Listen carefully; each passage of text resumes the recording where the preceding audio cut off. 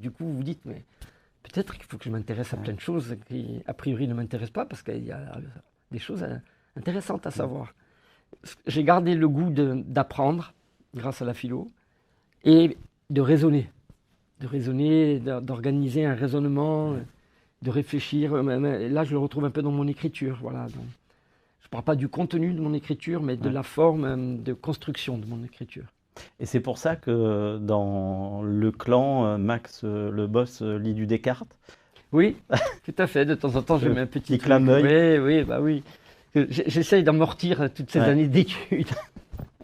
Alors, c'est assez paradoxal en fait, parce que vous dites, je ne veux surtout pas que les gens réfléchissent dans mes films. Ouais. C'est contradictoire par rapport à... Ben, en fait, en y réfléchissant, je me suis aperçu qu'il y a des choses beaucoup plus fortes en émotion ou même en sensation que la réflexion. Souvent, on croit que la réflexion, c'est le moteur de tout, mais moi, je suis arrivé dans un point dans ma vie où je pense que la réflexion, l'intelligence, tout ça, ça reste un outil. Ouais. Et que sentir, éprouver du plaisir ou des fois le contraire, c'est plus fort. Ça surpasse C'est du domaine de l'âme. Ouais. Et je trouve que c'est premier, que c'est naturel, quoi, que ça vient plus vite. Et donc je me dis, si mes spectateurs sont dans un sentiment de ressenti, je préfère plutôt que de les faire réfléchir. Réfléchir à qui je suis pour faire réfléchir les gens. S'ils veulent réfléchir, ils ouvrent un livre. Non, j'ai envie qu'ils passent un bon moment, qu'ils se sentent bien. Voilà. Alors, vous ne faites pas que de la comédie, hein. Vous avez aussi incarné des personnages assez sombres. C'est encore le cas dans Plaine Orientale. Mais la comédie, c'est ce que vous préférez. Et c'est une manière de masquer des éléments de votre personnalité, peut-être voilà, moins drôle, moins... Alors, justement, quand on incarne un tueur comme dans Plaine Orientale ou dans Mafiosa, il y a sûrement une inspiration d'un côté plus sombre en nous. Je ne fais pas d'introspection là-dessus. Pourquoi je fais des comédies? Mais parce que ça me vient comme ça et que les gens m'ont connu là-dedans et que du coup, eh ben, voilà, j'échange et je partage avec eux.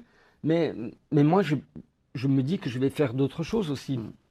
Pas pour changer, hein, mais encore une fois, pour apprendre et découvrir, quoi.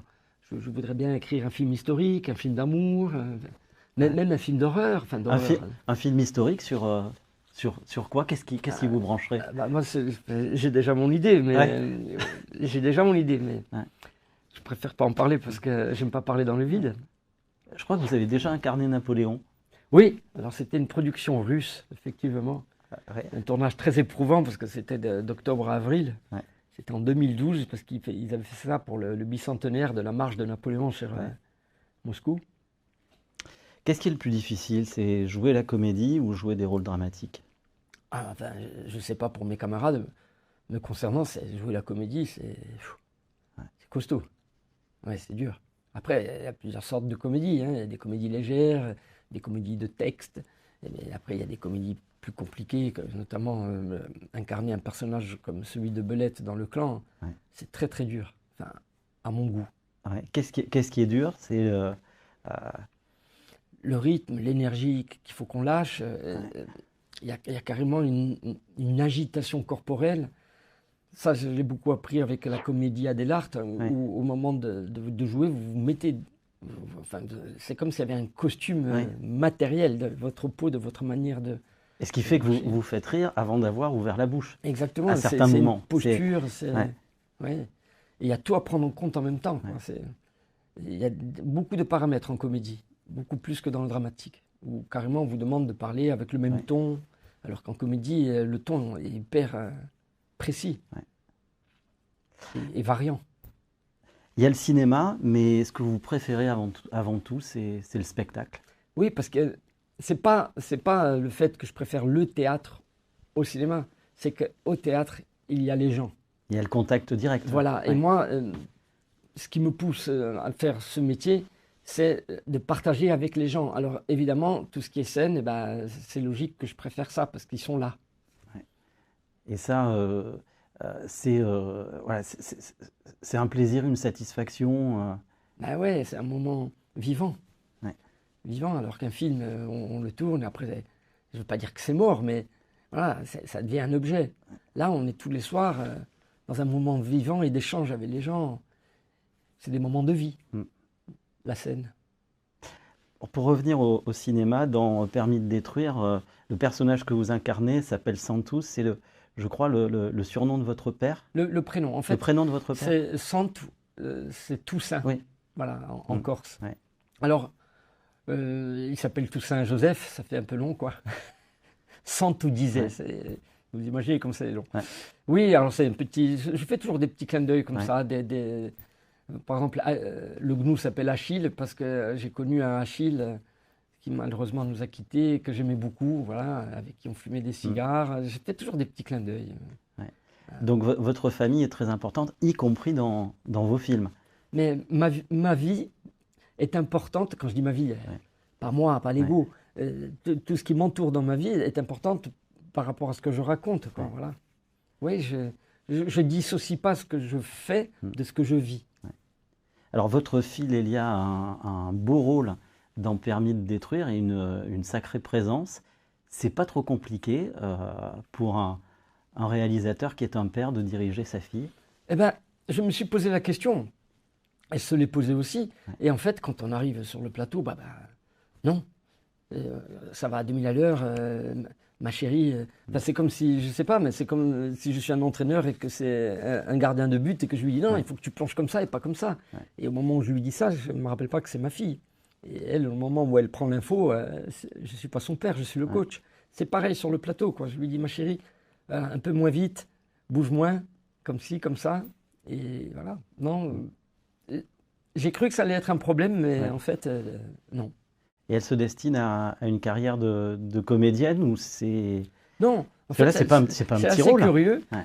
La première fois que je lui ai proposé un rôle, c'était sur Inestimable. Ouais. Elle était toute contente. Elle jouait ma fille en plus. Ouais. Donc j'ai dit, ça va nous faire des super souvenirs. Ouais. OK. Elle a joué dedans.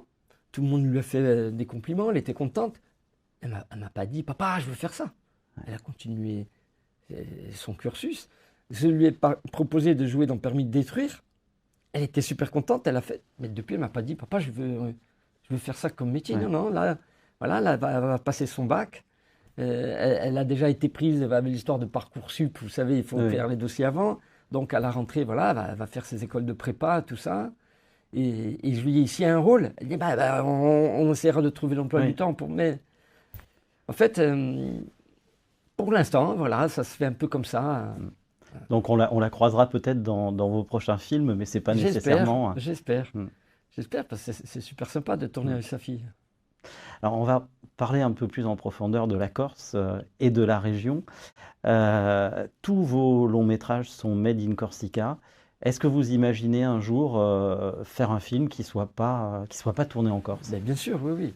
Là, je viens d'ailleurs de faire des repérages pour un film, si on arrive à le monter, qui ne se passera pas en Corse.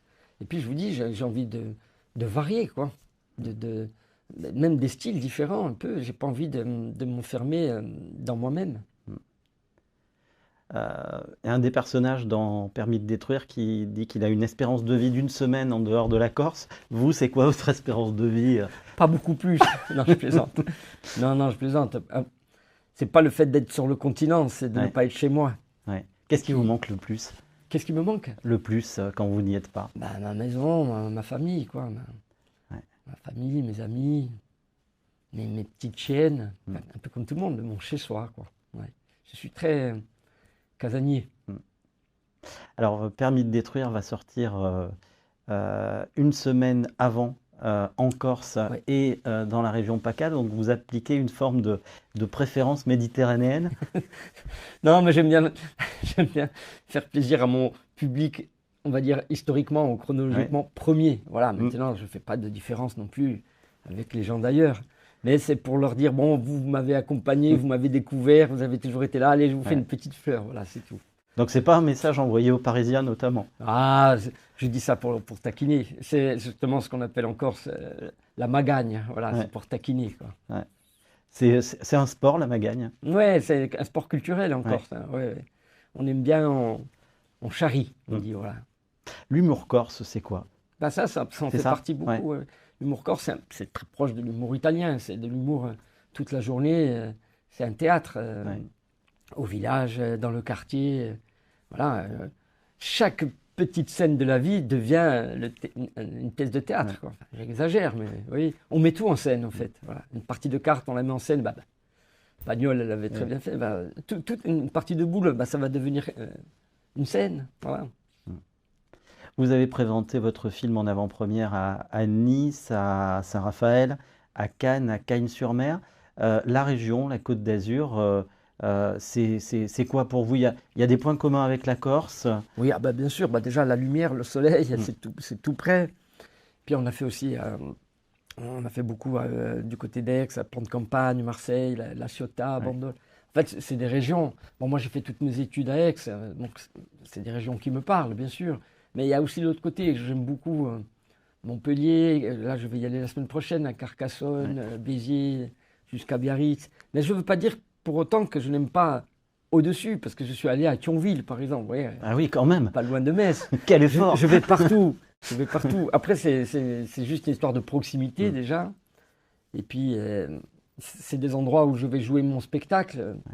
Donc, c'est des endroits où il va y avoir des grandes salles. Paris aussi, vous me direz. L'Olympia, c'est pas mal. Ouais.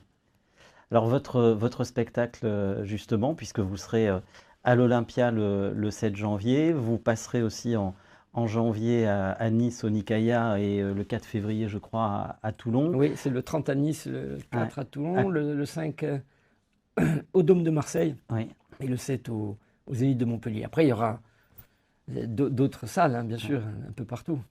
Il ressemblera à quoi votre spectacle? Alors, je l'ai joué déjà l'an dernier en Corse, justement. Il ressemble à moi, voilà. Il ressemble à moi, tout simplement. Je l'aime beaucoup. 5 films, 5 longs métrages en 6 ans. Vous êtes un boulimique de travail. Mais le pire, c'est que non. Donc c'est une souffrance. Pour un Corse. Oui, voilà, exactement. Mais non, moi j'aime bien l'oisiveté. Mais là,